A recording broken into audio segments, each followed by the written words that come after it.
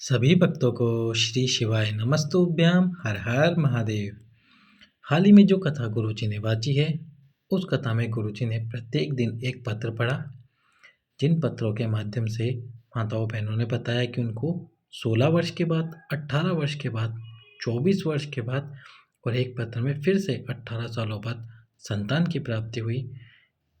उन माताओं बहनों ने कौन कौन से उपाय किए हैं, उस सभी उपायों की जानकारी तथा उन पत्रों का वर्णन भी आपको इस कथा में करेंगे, आपको इस वीडियो के माध्यम से करेंगे।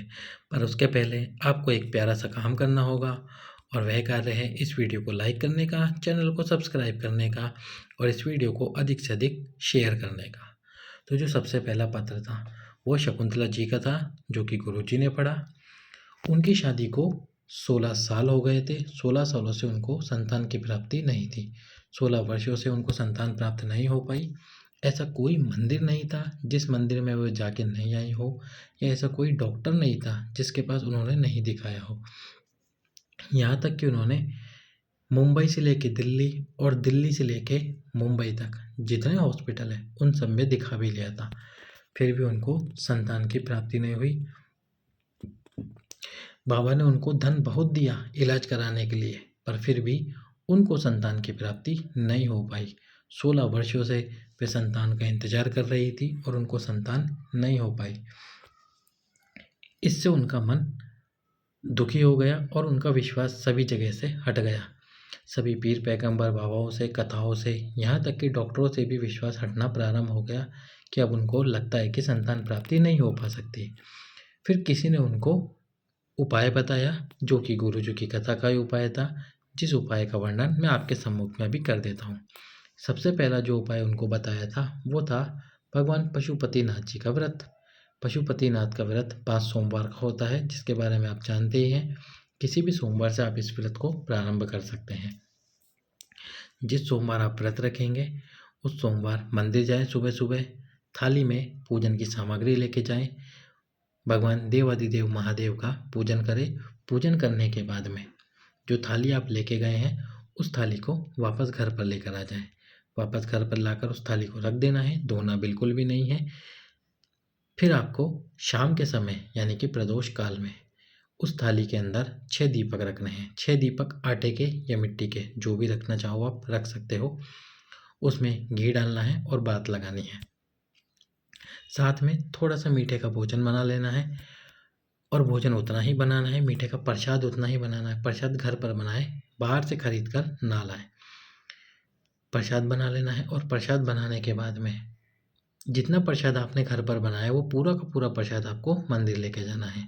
उसके बाद में केवल शाम के समय आपको 6 दीपक और प्रसाद ही रखना है थाली में, इसके अलावा और कुछ नहीं रखना है। शाम के समय बाबा का अभिषेक नहीं करना, केवल जल से थोड़ा सा छीटन कर देना, और वो जल सुबह जब जल अभिषेक करोगे तब थोड़ा सा जल बचा के रख लेना थाली में, कलश के अंदर, ताकि आपको शाम के समय जल का छीटन करने में सहायता हो, यानी कि आप जल का छीटन कर सकें। शाम को सबसे पहले प्रसाद शिव जी के सम्मुख में रख देना है और उसके 3 हिस्से कर देने हैं अपने हाथ से। साथ में आप खाली दौंदा लेके जा सकते हैं, ताकि ये जो 3 हिस्से करोगे आप प्रसाद के, इन 3 हिस्सों में से 2 हिस्से मंदिर के अंदर छोड़ो। पहले प्रसाद के 3 हिस्से करने हैं, बाद में आपको 6 दीपक प्रज्वलित करने हैं। तो प्रसाद के 3 हिस्से करो। अब ये 6 के 6 दीपक शिव जी के सम्मुख में आपको उतारने हैं, यानी कि जमीन पर रखने, थाली से 6 दीपक बाहर निकालने हैं।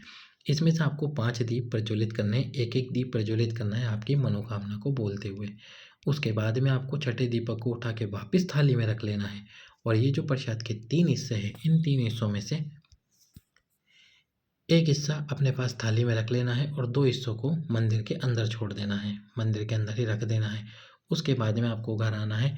घर में प्रवेश करते समय जो आपका मुख्य द्वार है, जब आप अंदर प्रवेश करोगे तो आपके सीधे हाथ पर वो छठा दीप आपको प्रज्वलित करना है। प्रज्वलित करते समय आपकी मनोकामना बोलनी है और फिर घर में प्रवेश कर जाना है। इस प्रकार आपको 5 व्रत करने हैं। यदि किसी व्रत में आपको बाहर जाना पड़ जाए, 2 महीनों के लिए, 1 महीनों के लिए आपको बाहर जाना पड़ रहा है, तो जितने व्रत आपने करे हैं, जब आप वापस आएंगे उसी व्रत से शुरू करेंगे। जैसे आपने 2 व्रत कर लिए और तीसरे व्रत में आपको कहीं बाहर जाना पड़ेगा, 1 महीने बाद आप वापस आए, तो जब आप सोमवार का व्रत करेंगे तो तीसरा व्रत होगा वो।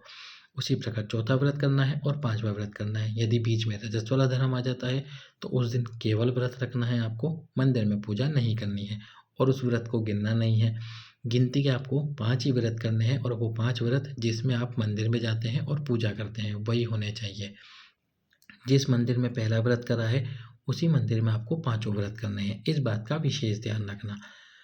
शाम के समय जब आप खाना खाने बैठो तो जो प्रसाद घर से लेकर आए हो, जो प्रसाद मंदिर से लेकर आए हो उस प्रसाद को आपको खा लेना है खाना खाने से पहले और उसके बाद में भोजन कर लेना है। एक टाइम फलाहार करना है, एक टाइम भोजन करना है। इस प्रकार ये पशुपतिनाथ जी का व्रत करना है आपको। पांचवें व्रत में भी इसी प्रकार पूजा करनी है। 108 वस्तु कोई सी भी समर्पित करे, उसमें 108 पुष्प हो, पुष्प की पंखुड़ियाँ हो, मूंग हो, चावल हो, अक्षत हो या फिर 108 बेलपत्र हो, 108 पुष्प हो, जो भी 108 वस्तु आप समर्पित करें शिव जी पे एक एक करके श्री शिवाय नमस्तु पे हम बोलते हुए। साथ में आपको एक श्रीफल समर्पित करना है जिसपे 7 बार मूली का धागा लपेट कर 11 रुपये रखकर शिवलिंग को स्पर्श कराकर उस नारियल को शिव जी के सम्मुख में रख देना है। इस प्रकार से आपका पशुपतिनाथ जी का व्रत पूर्ण हो जाता है। यदि पशुपतिनाथ व्रत की पूरी जानकारी आपको चाहिए तो डिस्क्रिप्शन बॉक्स में पशुपतिनाथ के व्रत की पूरी जानकारी है जो कि 26 मिनट का वीडियो है, जिसकी जानकारी मैंने आपको दे दी है। आप उस वीडियो को भी देख सकते हैं। किस प्रकार से पूजा करनी है आपको उसकी पूरी जानकारी इसमें मिल जाएगी। साथ में दूसरा जो उपाय उन्होंने करा, सफ़ेद आंकड़े की जड़ वाला उपाय। सफ़ेद आंकड़े की जड़ को लेकर आए और सफ़ेद आंकड़े की जड़ को लाकर रजस्वला धर्म के 7वें दिन तुमरुकेश्वर महादेव या तुमरुका जी का नाम लेते हुए 21 बार उस जड़ को घुमाया शिवलिंग पे से। लाल धागे में अपनी कमर में उस जड़ को बांध लिया। नंदी जी के पीछे की तरफ खड़े होकर 3 महीने के अंदर उनका गर्भ ठहरा और फिर उनको संतान की प्राप्ति हुई। पत्र में उन्होंने लिखा कि देवता देते हैं पल्ला झाड़कर, महादेव देते हैं छप्पर फाड़कर। बाबा की कृपा की वजह से उनको 2 पुत्रों की प्राप्ति हुई। दोनों पुत्र बिल्कुल स्वस्थ है। 16 वर्षों बाद उनके घर में खुशियाँ आई। दूसरा पत्र जो गुरुजी ने पढ़ा था वो था शारदा जी का, जिनको 18 साल हो गए थे और उनको संतान की प्राप्ति नहीं हो पाई थी। उन्होंने सारे डॉक्टरों को दिखा दिया, सारे बड़े बड़े हॉस्पिटलों में भी दिखा दिया, फिर भी उनको संतान की प्राप्ति नहीं हुई।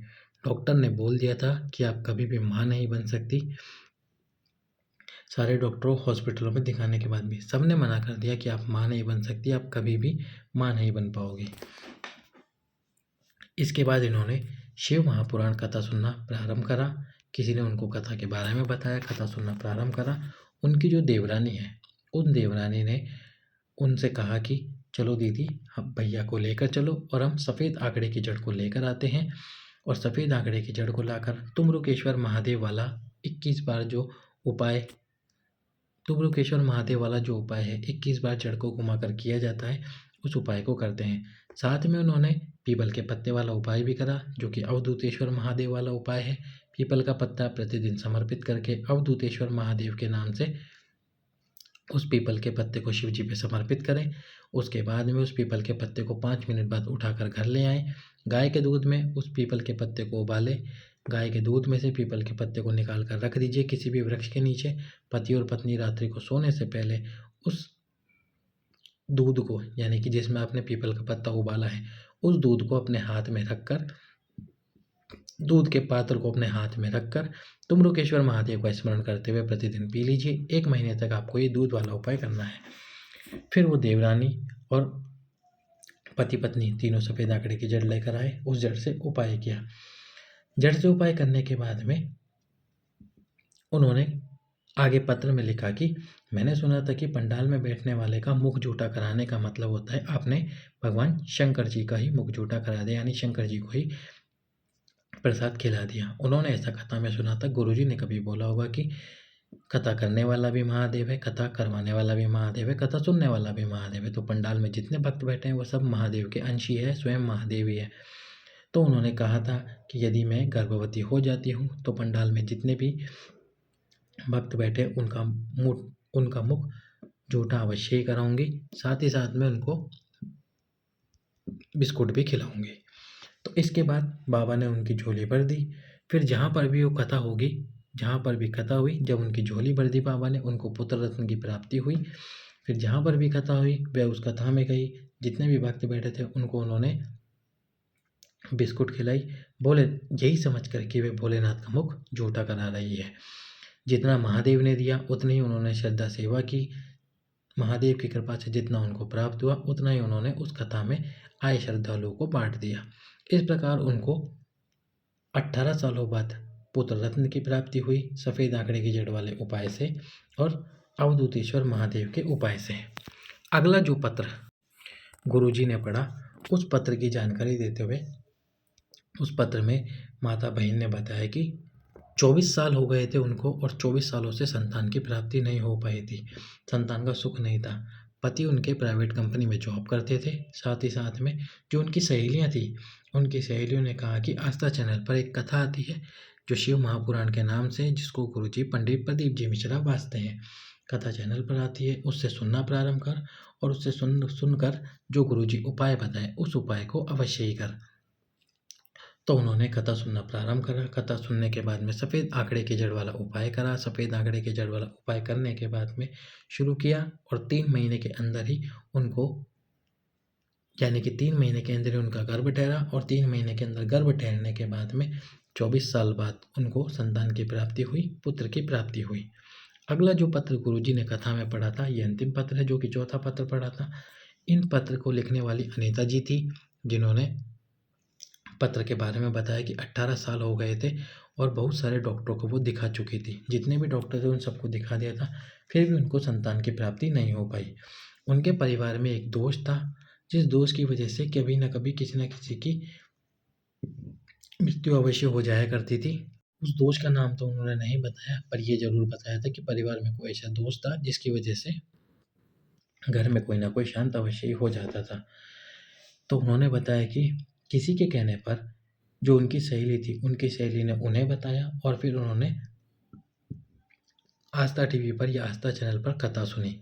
कथा सुन के सफ़ेद आंकड़े की जड़ वाला उपाय किया पहली बार में सफ़ेद आंकड़े की जड़ वाला उपाय असफल हो गया। फिर भी उन्होंने विश्वास नहीं छोड़ा। फिर उन्होंने अपने पूरे परिवार में बोल दिया कि मुझे विश्वास है संतान की प्राप्ति मुझे अवश्य ही होगी। लोग मना करते होंगे पर मुझे फिर भी संतान की प्राप्ति अवश्य ही होगी। और विश्वास रखा तथा अपने पूरे परिवार में बोल दिया, यदि बाबा ने मुझे संतान प्राप्त नहीं कराई तो फिर मैं कुबेरेश्वर धाम जाना छोड़ दूंगी, कुबेरेश्वर धाम कभी भी नहीं जाऊंगी। इसके बाद उन्होंने फिर से उपाय किया सफ़ेद आंकड़े की जड़ वाला, और सफ़ेद आंकड़े की जड़ वाला उपाय करके जब डेली प्रतिदिन जल चढ़ाने जाती तो नंदी जी के पीछे की तरफ बैठती, यानी कि इस स्थान पर बैठती, भगवान शंकर को जल चढ़ाती। जल चढ़ाकर जो जल गिरता उस जल को भगवान शंकर के शिवलिंग से जो जल गिरता उस जल का आचमन प्रतिदिन करने लग जाती। धीरे धीरे 3 महीने बाद उनका गर्भ ठहरा और गर्भ ठहरने के बाद उनको संतान की प्राप्ति हुई और संतान में भी उनको पुत्र की प्राप्ति हुई। इस प्रकार 18 साल बाद उनको संतान की प्राप्ति हुई। आप भी उपाय और विश्वास अवश्य रखिए, आपको भी संतान की प्राप्ति अवश्य ही होगी। एक बार नहीं तो दूसरी बार करें उपाय, दूसरी बार नहीं तो तीसरी बार करें उपाय, बाबा आपकी झोली अवश्य ही भरेगा। सभी भक्तों को श्री शिवाय नमस्तुभ्यम। हर हर महादेव।